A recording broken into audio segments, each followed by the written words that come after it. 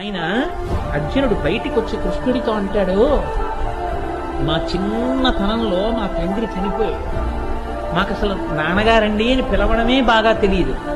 అటువంటి రోజుల్లో మమ్మల్ని చంపాలని అందరూ చూస్తుంటే మాకు తెలియక ఇంతమంది శత్రువులని మేము ఆడుకుంటూ నేల మీద పడిపోయి ఒళ్ళంతా మట్టి అంటించుకుంటే అహర్నిశలు మమ్మల్ని కనిపెడుతూ గబగబా నడిచొచ్చి అంత మనిషి కూర్చుని తన తల మీద కూర్చోబెట్టుకుని నా ఒంటి మట్టి తనకు అంటుకునేటట్టుగా ఉత్తరీయం తీసి నా ఒళ్ళు తుడిచి నన్ను కౌగిలించుకుని ముద్దు పెట్టుకుని నా అభ్యున్నతిని కోరి ఆశీర్వచనం చేసి ద్రోణాచార్యుల వారి దగ్గర నన్ను కూర్చోబెట్టి నన్ను సమస్త శస్త్రాస్త్ర విశారదుడిని చేశాడు.